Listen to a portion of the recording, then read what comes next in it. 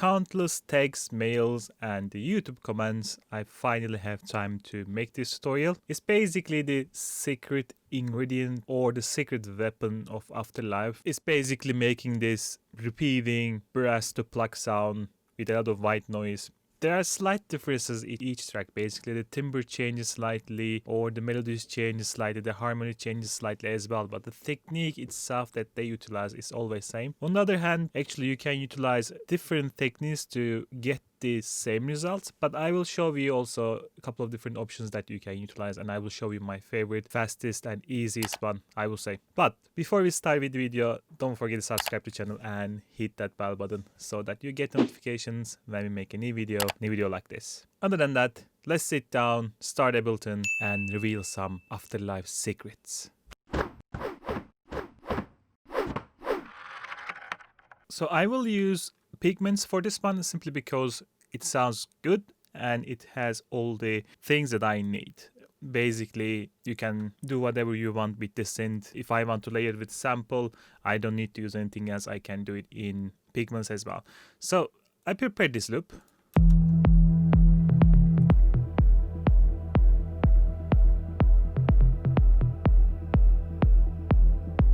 It's kind of this deep, vibey sound, I would say. What I'm going to do before I start with, this is just a template sine wave. I'm just going to activate the arpeggiator, put an arp, and it will just repeat the one single note basically. We can make it slower.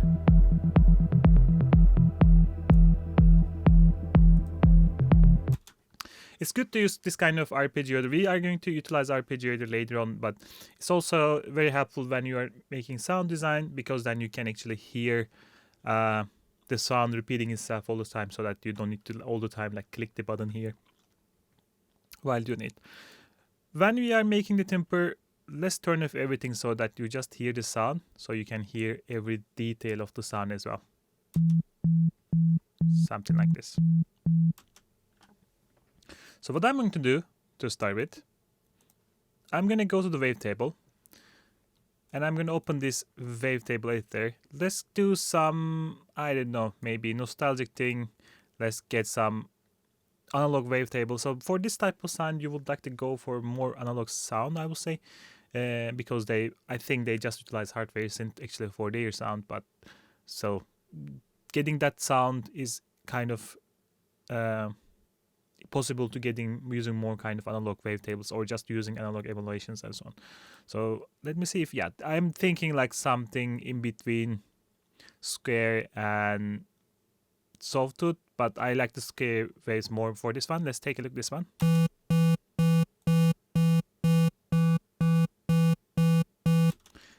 Let's see what else they have. Maybe this one.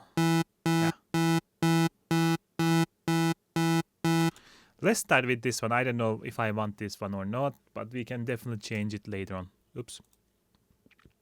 The first thing that you want to do, because we are interested in the brass sound, you have to actually fix your envelope so that you can have this brassy sound, right? So what I'm going to do, the envelopes in Pigments is here. If you just click it, the first one is the VCA, basically envelope for the sound level. Amplitude basically. So if we start with this one,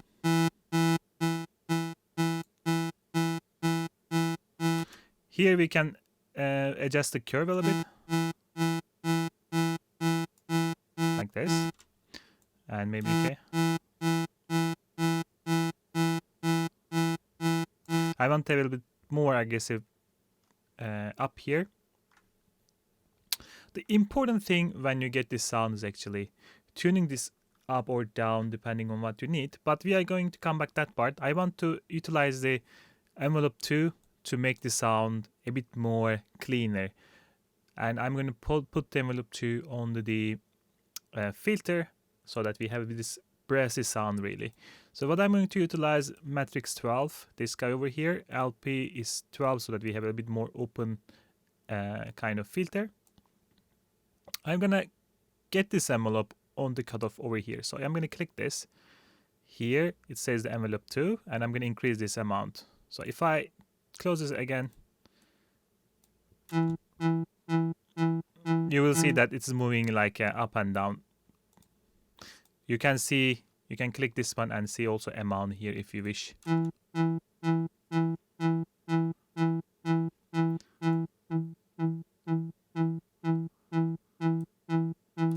We can maybe start something like this.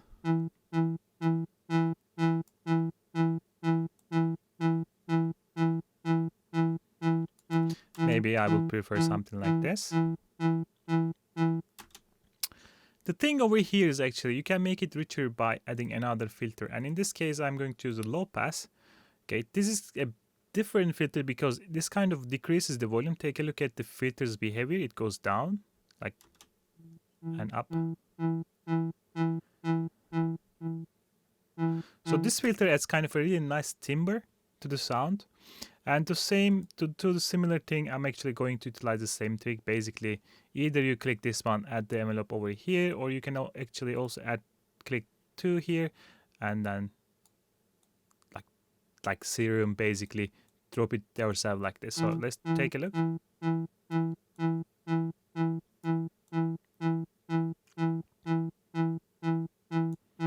Something like this. If you want to hear what this does to sound, it just take off this kind of harshness from the sound. And this gives also more analog vibe to the sound itself. Most of the time I hear that they actually utilize higher pitch sound in their tracks. So what I'm going to do, I'm going to put this like 12 semitones up so that we have this. Because we are using Wavetable, I want to take advantage of that. So I'm going to go to the random.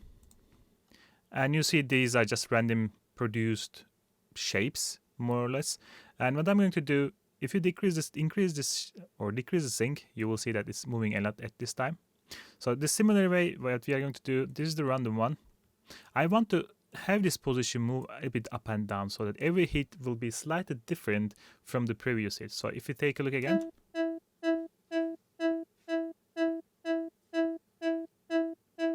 If I exaggerate it, you will hear it a bit better. I don't want, of course, something like that.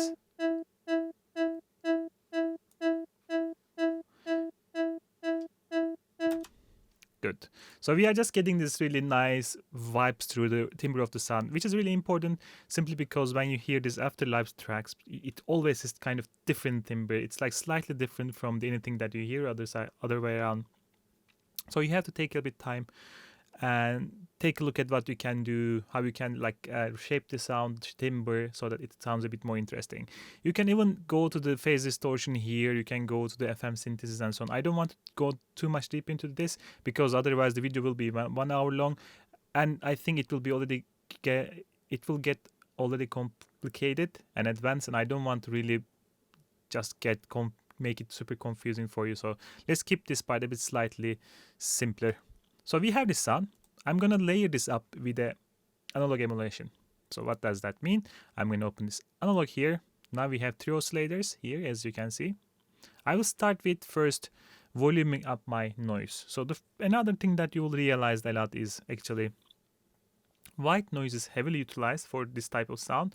And white noise is almost always louder than the original sounds or original oscillators. So we are going to keep the noise up now.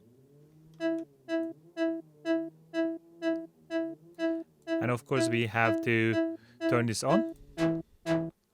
The thing is, when you just use white noise, because white noise is also low end, the sound is a bit too dark for this.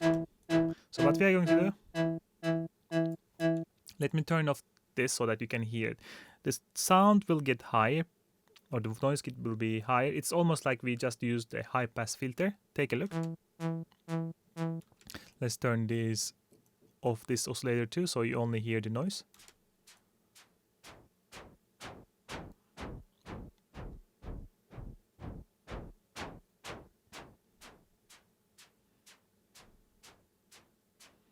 Probably something like this is just fine at the moment. Let's push the original sound back. And we're going to decrease this a little bit now. something like this. And after that point, I'm gonna layer this up with another sound here, which will be just a regular square wave, and we start to blend this in, and then we're gonna tune this up.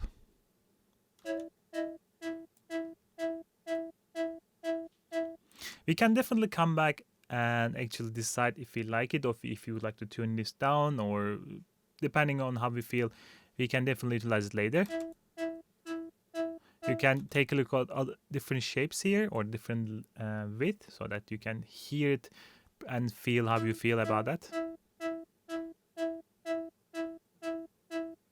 I feel like somewhere here there's a nice spot.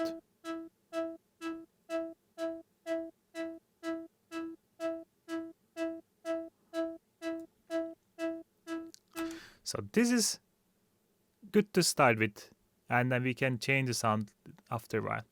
So what I'm interested in at the moment, if we go back to the arpeggiator, so at the moment it's always the same, so it's not the way they use it. In old days, you would just use arpeggiator, and then you just play with the frequency of the arpeggiator. So in this case, it is synced. The movement between faster and slower arpeggiation is super obvious, and it's not this way when you're listening to tail or fast tracks. What you can do basically here, you can change the BPM like this.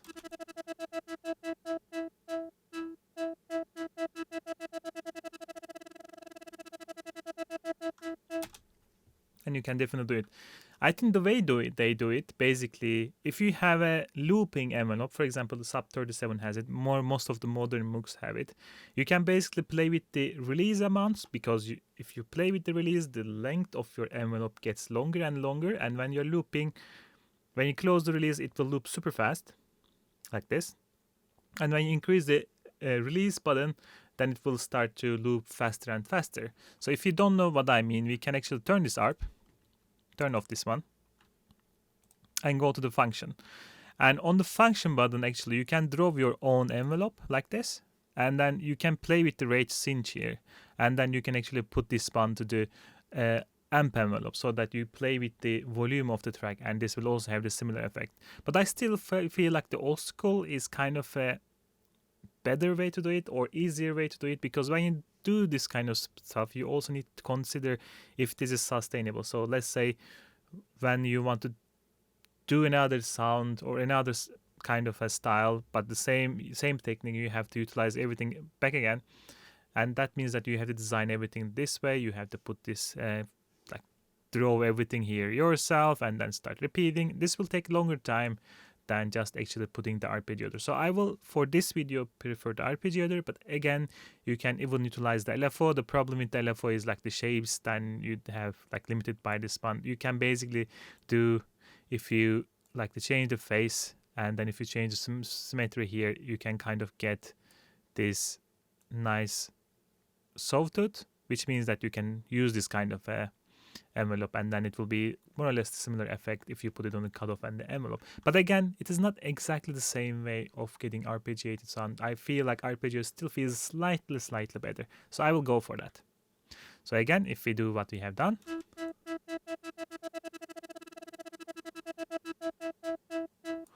not the same, but you get the idea what we are going with this one.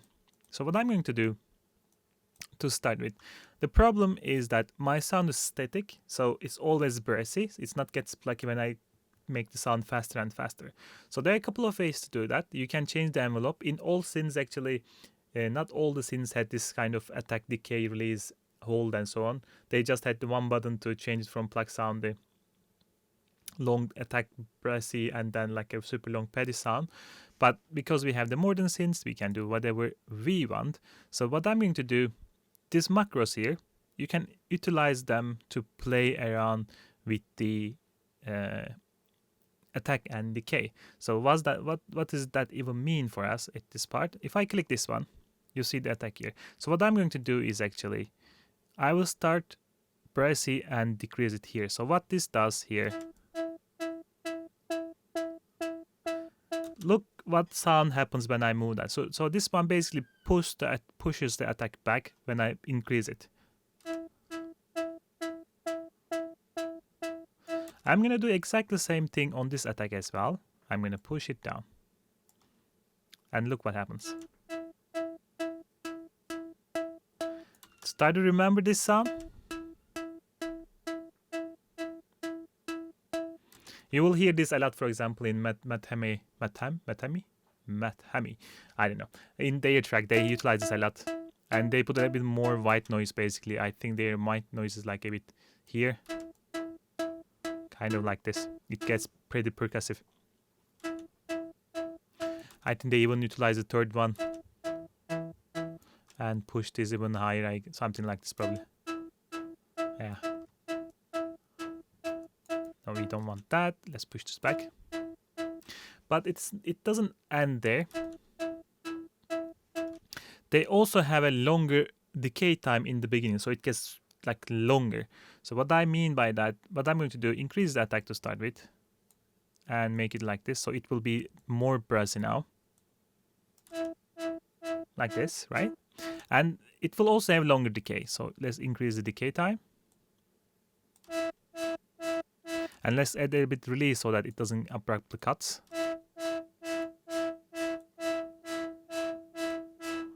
Yeah.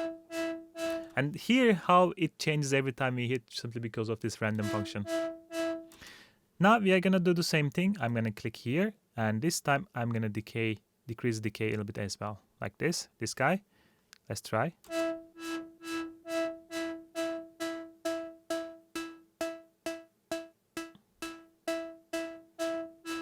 Let's do the same thing on this guy as well.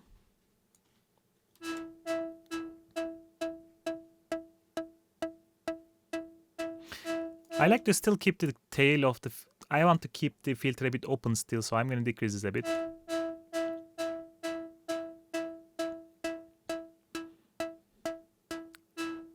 You see what's happening here? So we are getting there. Still not enough, unfortunately. What do you want to do? You want to either put the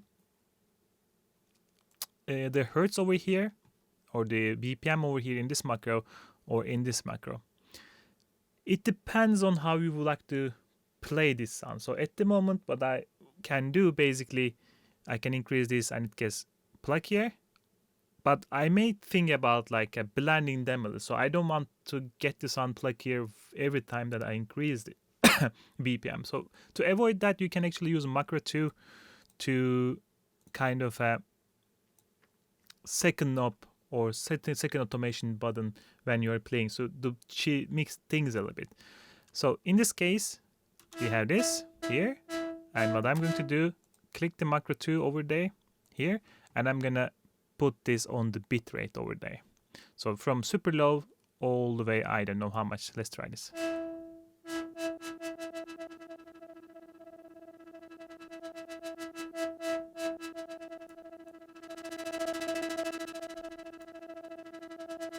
Probably we don't need all the way up here, so let's try something like this.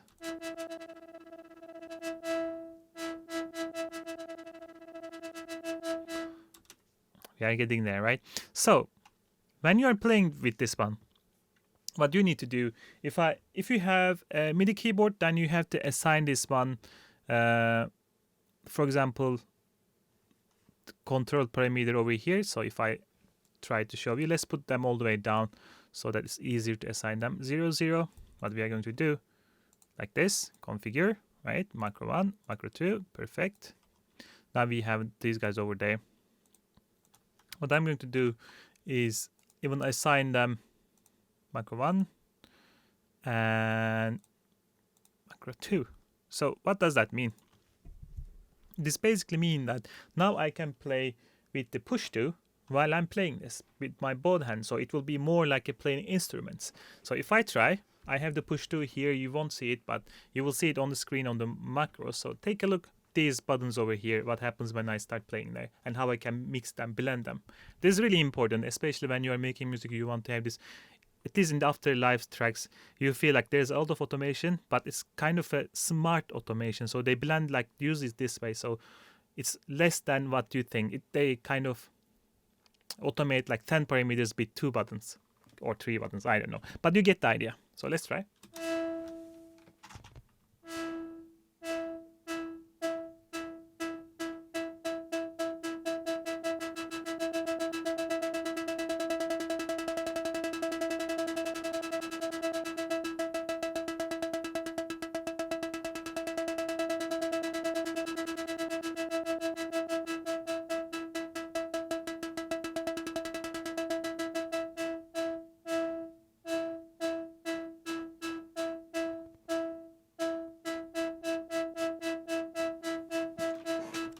super easy. But you have to understand how you can use this. But this is still not enough. We are still not there. We are still needing stuff to make the sound even better. Most of the time, what I feel like what they have this kind of a more authentic layer. So it could be a piano, it could be snare sound, it could be some kind of nice string sound, anything. So to do that, I would suggest you actually first finish the first layer and copy the first layer, the second layer, so that you have exactly the same amount of movement on the macros, because then you have to also move this macro there, so you want to have them some kind of consistency. So what you can do after this point, you have to think about what type of effects that you want in this sound. For this type of sounds, I would definitely go for kind of a tape echo.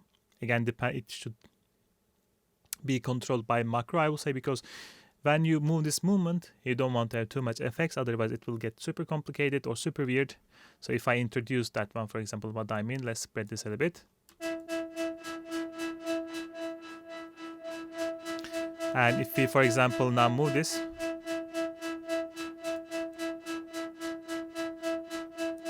okay, let's do it this way.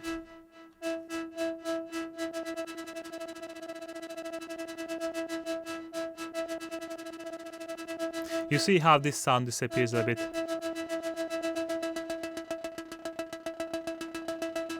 So I would suggest kind of almost, if I play this one, decrease the drive a little bit.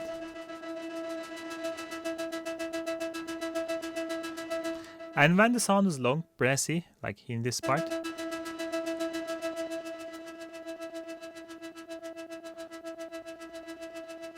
like this movement, right? But again, it depends how much you want to overcomplicate this stuff. So for me, I would probably, for the purpose of this video, just keep it simple like this and don't put it in the macro, because otherwise it will get really complicated for you. Not everybody, but it could be complicated for the main starters. So what I'm going to do, put a reverb as well. And then you can definitely make it kind of a more hollish, so that you have this kind of big reverb.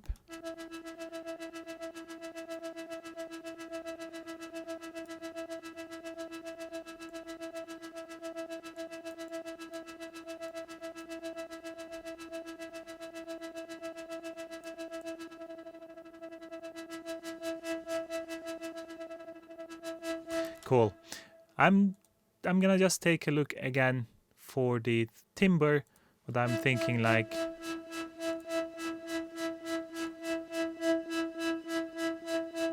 something like this. Another cool thing that you can do definitely is distortion or overdrive, depending on what you're looking for. So what I'm going to do, I'm gonna, as you can see, drive this.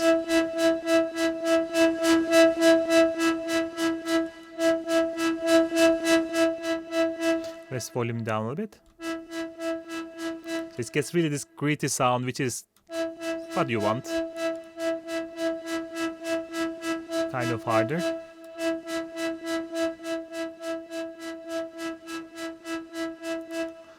I already like it. I think this is good enough. Again, you can definitely utilize a bit compression here. It is definitely go to. You can definitely utilize a bit chorus, or if you want to get super weird sound.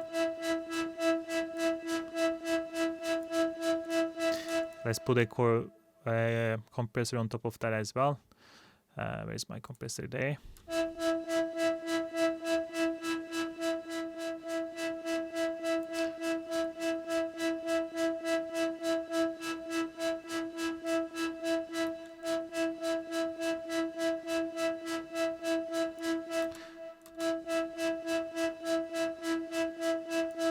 This is good. So now it comes to layering. So we basically used all those layers. We used white noise, we used arpeggiator, we used a lot of effects. It is still not enough to get this authenticity. You need to have another layer on top of that, exactly the same, behaving exactly the same, but having different timbre. Something different, something sticks to sound. It is not the case in every track in Afterlife sounds. They mostly layer it with like a snare or like percussion, so that it really hits when it hits. So I'm gonna start with that. I'm gonna show you also afterwards if what happens, for example, if you layer with the piano, or what happens if you just layer with the weird sound. So what I'm going to do, I'm gonna click here. This is my first pigments. I'm gonna just click Control D. So I'm having one more pigments right over here very soon. Here we go. So to make it everything safe, I'm going to turn this off so that I can hear the second pigments now. I'm going to put this on. I'm going to go back here. I'm going to just turn the analog so that I don't hear anything as my wavetable. Just beautiful. So plasticky. I like this thing so much. And put a sample. So depends what you want to use, what you want to have.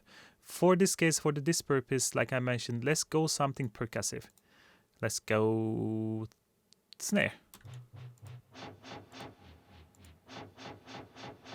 And then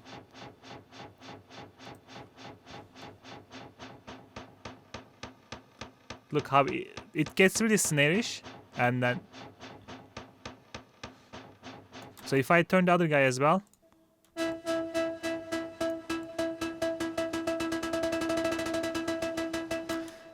do you start to remember the sound? So to make it even more easier to understand, let me play it again with the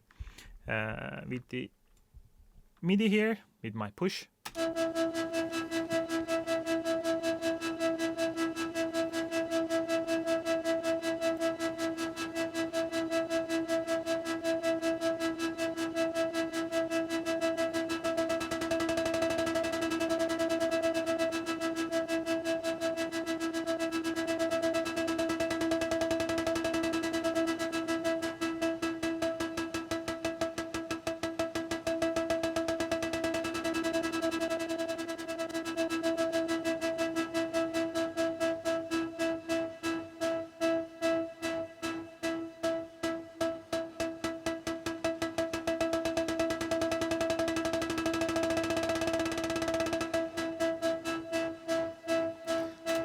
Just like that. So authentic layer, it could be even better some cases if you want to have your own corrector onto this sound.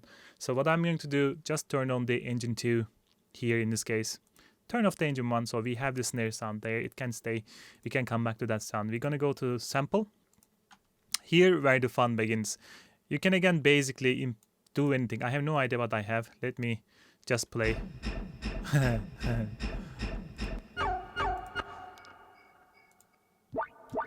I want something very strange.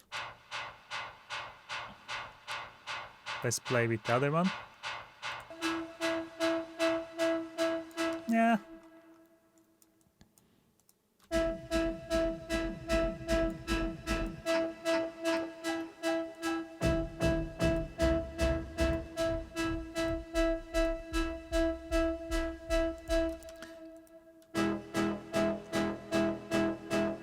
So what we can do basically, let's put the tone up.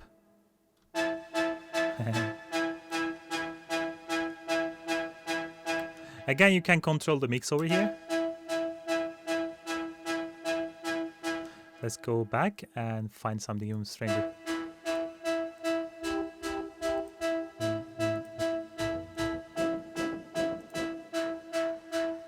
Yeah, like this one, like it gives this kind of gritty sound. I'm still thinking the first sound I got here. Oh, this is nice. Almost kind of a...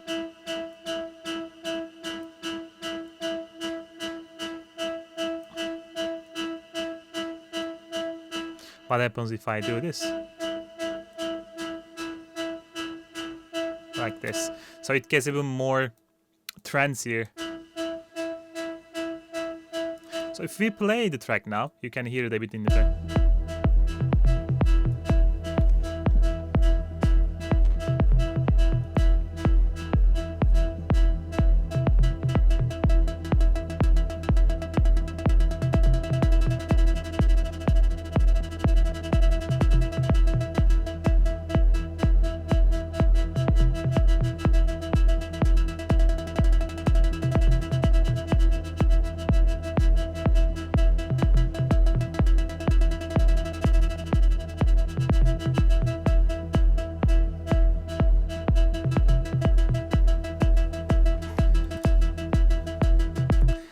The last thing that you can do later on here, actually, just putting external effects. So if you want to make it, for example, even bigger, even...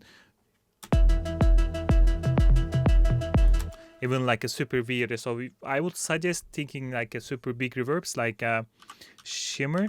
You should be careful though. Our sound is a little bit mushy, so it's like I would say if you use it like when there are a lot of elements in the track, it will make really hard. You will have really hard time to mix this one. So this type of sounds, that's the reason that you kind of almost hear in the breaks in Afterlife, or there will be kind of almost a just kick and a slight pad like this, and then they play with lead sound, because lead sound itself has a lot of these timbre elements, a lot of like an interesting thing in it. So they want to utilize it as much as possible.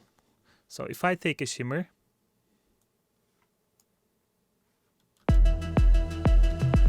now we are really getting there.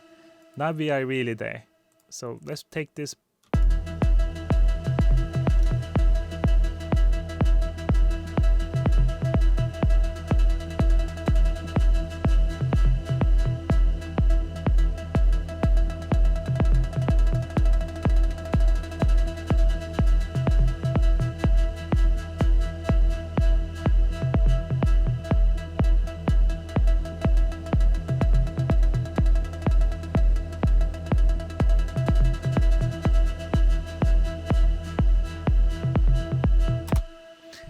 And yeah, you get the idea. Basically, you want to create these layers, and you want to utilize the macros for the different parameters, and for the envelope, and for the if you are using LFO for the hertz or the rate, and if you are using, for example, arpeggiator, the way I do it, you can put it on the arpeggiator and you just play around and just come with a nice melody. At the moment, we don't do anything else than just playing one single note. So you can even play things what they often do. Maybe just follow the lead melody, and it will already be giving you a nice sound. And you don't need to always use it this way, actually. What you can do, if you want to have a kind of more interesting or more kind of similar lead sound, you can actually tune it down a little bit. Let's go here for the synth, and then you can decrease this. And here as well. Maybe one more.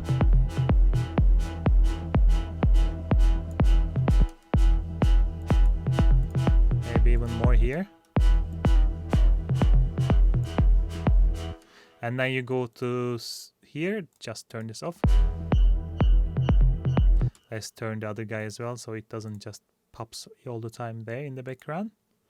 We can keep it on the high pitch to just kind of using it as a layer. What I'm going to do, basically turn this off.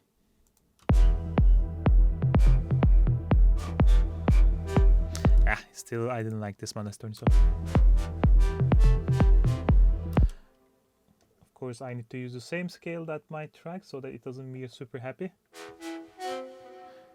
You see, now it is becoming more like a Afterlife lead sound. So let me turn this off.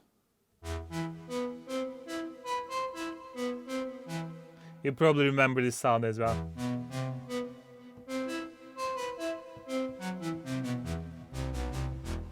Yeah, here you go. Now you have the lead sound for making Afterlife vibe track. But I think this is more or less what I want to explain in this video. I hope it was interesting enough.